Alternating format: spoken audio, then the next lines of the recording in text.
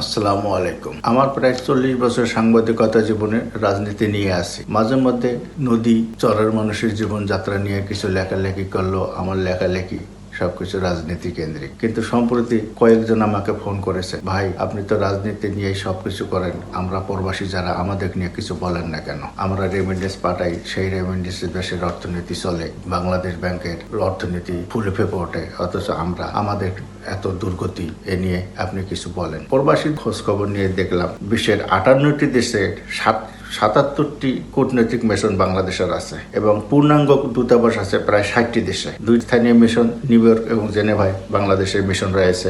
বাংলাদেশের কেনা জমিতে দূতাবাস আছে 11টি দেশে। বিভিন্ন দেশে মোট 25টি বাণিজ্যিক মিশনও বাংলাদেশে আছে। কিন্তু বাংলাদেশে যারা কূটনীতিক, যারা ওইসব মিশনে কাজ করেন, তাদের খুব কম সংখ্যক লোকই শ্রমিকদের নিয়ে, প্রবাসী শ্রমিক যারা বাংলাদেশে রেমিটেন্স পাঠান তাদের নিয়ে কাজ করেন। বাংলাদেশের অর্থনীতি মূলত 2টি শক্তির উপর নির্ভরশীল। একটা হলো গার্মেন্টস আর একটা হলো প্রবাসী শ্রমিকদের আয়। গার্মেন্টসের বিপুল অর্থ গার্মেন্টসের মালিকরা আয় করেন, কিন্তু দুর্ভাগ্যজনক গার্মেন্টস শ্রমিকদের ঠিক মতন পয়সা দেন না। অল্প বেতনে তাদের নিয়ে কায়িক শ্রম করে নিয়ে এই গার্মেন্টসের যে বিদেশি বিক্রি করা হয়, তাদের অনেকেই কানাডায়, বেগমপাড়ায় বাড়ি, মালয়েশিয়ায় সেকেন্ড হোম ইত্যাদি করে। কিন্তু একমাত্র শ্রমিকরাই, প্রবাসী শ্রমিক যারা, তারা দেশে পাঠান, গায়ের ঘাম পায়ে ফেলে দিন রাত্রি কাজ করে তারা দেশে যে রেমিটেন্স পাঠান, সেই রেমিটেন্স কেন্দ্রীয় ব্যাংকের রিজার্ভে জমা হয়। খোঁজ নিয়ে দেখা গেল প্রায় 1.5 কোটি মানুষ বিদেশে, তার মধ্যে 1,10,00,000 থেকে 1,20,00,000 প্রায় প্রবাসী শ্রমিক।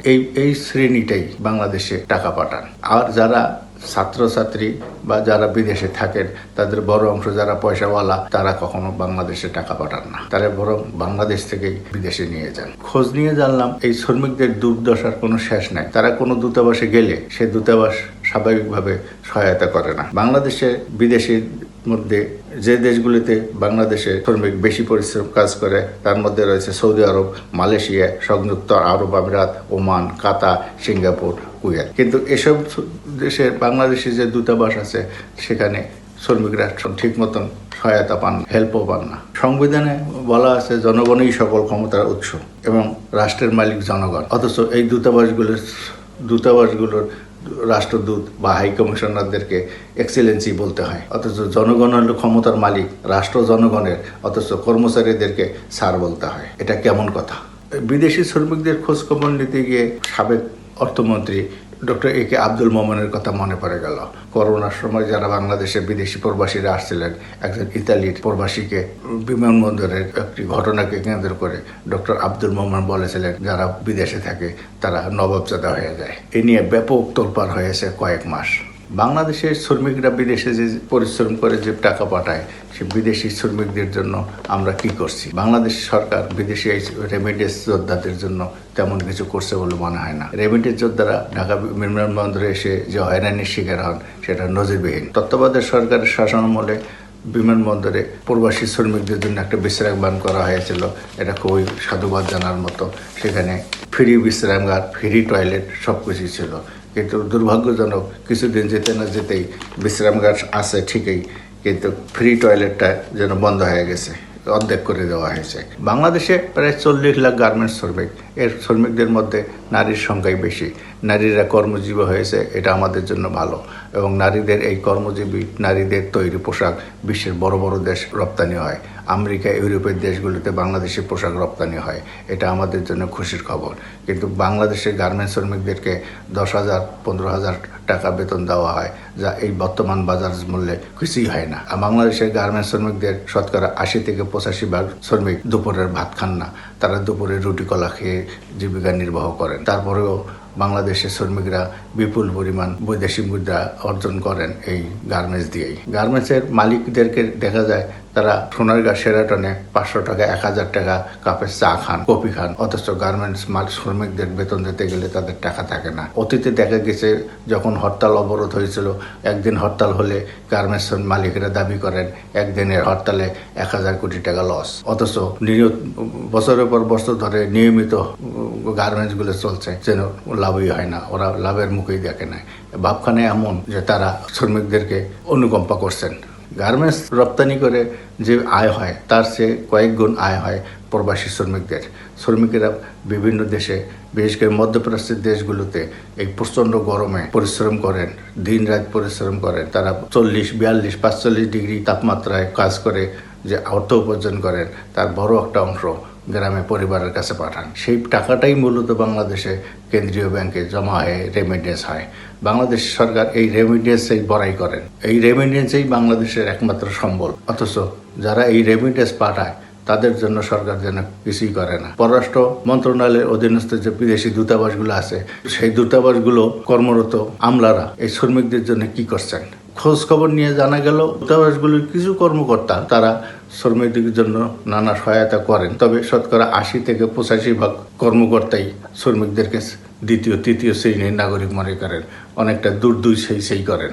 অথচ এই শ্রমিকরাই বাংলাদেশের অর্থনীতিকে টিকিয়ে রেখেছে। বাংলাদেশের অর্থনীতি বলতে তো তেমন কিছুই নেই। শেখ হাসিনার শাসনামলে দেশের অর্থনীতি পঙ্গু করে গিয়েছেন।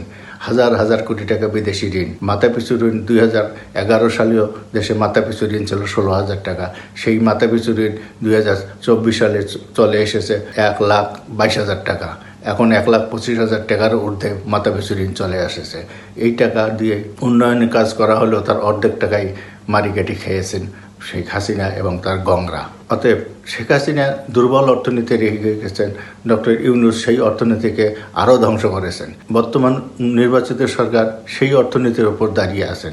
অর্থনীতি বিদেশি কোনো বিনিয়োগই নেই, কর্মপরিবেশ তো নেই। গ্যাসের সংকট, বিদ্যুতের সংকট শিল্প কারখানাগুলোকে ধুকে মারছে। শ্রমিকদের মধ্যেই নতুন বেকারত্বের সৃষ্টি হচ্ছে। নতুন কর্মসংস্থান দূরের কথা, অনেক কলকারখানা বন্ধ হয়ে গেছে। এর মধ্যেই প্রবাসী শ্রমিকরা কিছু টাকা পাঠাচ্ছেন। এই প্রবাসী শ্রমিকদের নিয়েও আবার আছে রাজনীতি। আদম ব্যাপারী, আদমের দালাল, বিভিন্ন রিক্রুটিং এজেন্সি 2 গুণ 3 গুণ বেশি টাকা নিয়ে শ্রমিকদের বিদেশে পাঠাচ্ছেন। প্রতারণা করে তাদেরকে চাকরির প্রলোভন দেখিয়ে অনেকেই চাকরিও পান না। কেউ চাকরি পেলেও অনেকেই মাসের পর মাস সেখানে কাজ করেন বিনা পয়সায়, ঠিক মতন টাকা পান না। বিশেষ করে মালয়েশিয়ায়, সৌদি আরবে এই প্রবণতার অনেক বেশি দেখা যায়। কিন্তু সরকার তাদের বিরুদ্ধে কঠোর কোনো ব্যবস্থা নিতেছে না। এই সমস্যার সমাধান হতো বাংলাদেশের বিদেশি দূতাবাস, হাইকমিশনগুলো যে সক্রিয় হতো। আপনার মনে আছে 1999 সালের দিকের খবর, এলিয়েডা নামে এক আমেরিকান মহিলা নাইজেরিয়ান এক মাদক কারবারির সাথে ঢাকায় ধরা পড়েছিল। তার বাংলাদেশে জেলও হয়েছিল, বাংলাদেশে কয়েক বছর কারাগারেও ছিল। কিন্তু এই এলিয়েডাকে ফেরত নেওয়ার জন্য আমেরিকা কত অর্থ ব্যয় করেছে। তাদের দেশের একজন নাগরিককে নিরাপত্তা দেওয়ার জন্য, তাদের একজন দেশের নাগরিকের জন্য আমেরিকা কি না করেছে। অথচ বাংলাদেশের শ্রমিকরা তাদেরকে গুরুত্ব দেওয়া হয় না। অথচ বড় লোকের ছেলেমেয়েরা গেলে তাদেরকে গুরুত্ব দেওয়া হয় বিদেশি দূতাবাস, হাইকমিশনারগুলোতে। বিদেশি দূতাবাসে বড় লোক গুরুত্ব দেওয়া, এ ব্যাপারে আমাদের দ্বিমত নাই। কিন্তু যারা শ্রমিক, যারা দেশের জন্য টাকা পাঠান, তাদের ব্যাপারে সরকারকে আরও অধিক গুরুত্ব দিতে হবে। বিশেষ করে বিমানবন্দরে তারা যেভাবে নাজেহালের শিকার হন, সেটা নজিরবিহীন। বিমানবন্দরে প্রবাসী শ্রমিকরা আসার সময় এবং যাওয়ার সময় তাদেরকে যেভাবে বিমানবন্দরের কর্মচারীরা ব্যবহার করেন, সেটা যেন মালিক আর মনিবের সম্পর্কের মতো। অথচ এটা নিয়ে এই ধরনের ঘটনা সোশ্যাল মিডিয়ায় ভাইরাল হচ্ছে, পত্রপত্রিকায় নিয়ে রিপোর্ট হচ্ছে, টেলিভিশন সচিত্র প্রতিবেদন প্রকাশ হচ্ছে, কিন্তু সরকারের কোনো টনক নাড়ে না। বাংলাদেশের যারা প্রবাসী শ্রমিক, যারা বাংলাদেশের অর্থনীতিকে বাঁচিয়ে রেখেছে, তাদের জন্য সরকারের নতুন কর্মসূচি নিতে হবে। বিগত 17 বছর দেশে গণতান্ত্রিক সরকার ছিল না, স্বৈরশাসক ছিল, যার কারণে প্রবাসী শ্রমিকরাও তাদের কষ্টার্জিত অর্থ কম পাঠিয়েছেন। বিশেষ করে জুলাই অভ্যুত্থানের 2-3 মাস আগ থেকে প্রবাসী শ্রমিকরাও এই আন্দোলনে শরিক হয়েছেন। তারা হাসিনা সরকারের পতনের জন্য রেমিটেন্স পাঠানো কমিয়ে দিয়েছিলেন, এবং যার কারণে ব্যাংক ব্যবস্থা, দেশের রিজার্ভ সর্বনিম্ন পর্যায়ে চলে এসেছিল।